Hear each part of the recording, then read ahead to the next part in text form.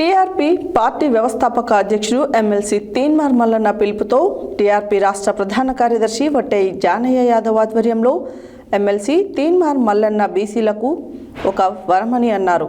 సూర్యాపేటలో మాట్లాడుతూ BC reservation బిల్లుపై శాసన మండలి సభలో 42% రిజర్వేషన్ జీవో అమలైతే రాజకీయ సన్యాసం తీసుకుంటా అని చెప్పిన మొనగాడు అని అన్నారు.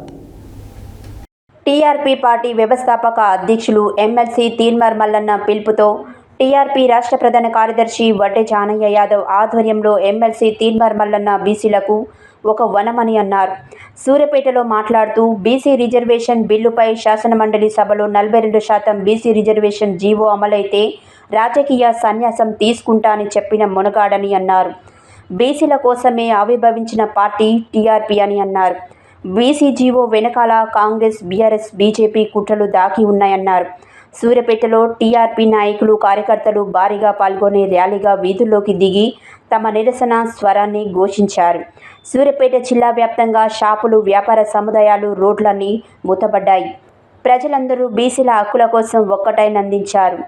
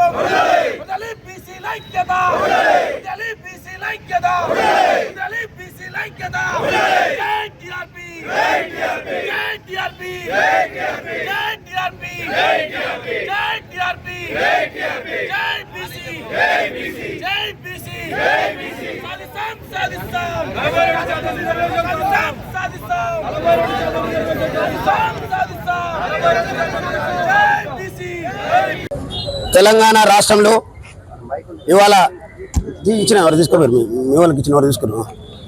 తెలంగాణ రాష్ట్రంలో కామారెడ్డి డిక్లరేషన్ ద్వారా కాంగ్రెస్ పార్టీ అధికారంలోకి వచ్చి మరి బీసీలకు ఇచ్చినటువంటి అనేక హామీలని ఇవాళ పక్కన పెట్టి మరి అమలు కానటువంటి ఈ యొక్క 42% స్థానిక సంస్థల రిజర్వేషన్ అమలు చేస్తామని చెప్పి మరి చేయాల్సిన పద్ధతిలో కాకుండా ఇవాళ తప్పుడు పద్ధతుల్లో ఇవాళ 9వ నెంబర్ జీవో ద్వారా, ఆర్డినెన్స్ ద్వారా మరి ఇవాళ మీకు 42% రిజర్వేషన్ ఇస్తున్నామని మా బీసీ సమాజానికి నోటికాడికి వచ్చినట్టుగా తీసుకొచ్చి మరి ఇవాళ నోటికాడి ముద్దని మళ్ళీ అదే అగ్రవర్ణాలకు సంబంధించినటువంటి కుట్రపూరితమైనటువంటి పద్ధతిలో ఇవాళ హైకోర్టులలో కేసులు వేయించి ఆ కేసులు స్టే ఇవ్వడంతో ఇవాళ ఆగిపోయినటువంటి సందర్భంలో మరి ఇక్కడ ఉండబడినటువంటి అన్ని పార్టీలు ఇవాళ కాంగ్రెస్ పార్టీ, బీజేపీ, బీఆర్ఎస్ పార్టీలు అన్ని కూడా ఇవాళ తెలంగాణ రాజ్యాధికార పార్టీ సెప్టెంబర్ 17న ఈ రాష్ట్రంలో మెజార్టీ ప్రజలకు రాజ్యాధికారాన్ని అందించే లక్ష్యంతో ఈ పార్టీలు చేస్తున్నటువంటి కుట్రల్ని చైతన్యం చేస్తూ ప్రజలకు తెలియజేస్తున్నటువంటి సందర్భంలో మరి వాళ్ళ స్టే ఇచ్చిన వెంటనే రాజ్యాధికార పార్టీ రాష్ట్ర బంద్కు పిలుపునివ్వగా ఇవాళ ఇక్కడ ఉన్నటువంటి పార్టీలన్నీ కూడా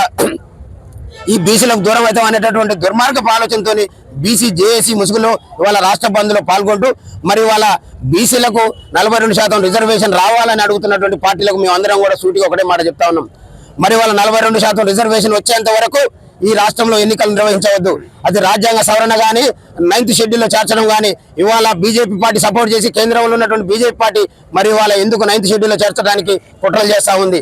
మరి ఇవాళ కాంగ్రెస్ పార్టీ ఇక్కడి నుంచి మరి ఏదైతే కామారెడ్డి డిక్లరేషన్ ద్వారా అమలు అయినాకనే వస్తామని చెప్పినటువంటి కాంగ్రెస్ పార్టీ కుట్రలు మరి ఇవాళ ప్రజలందరూ గమనిస్తా ఉన్నారు.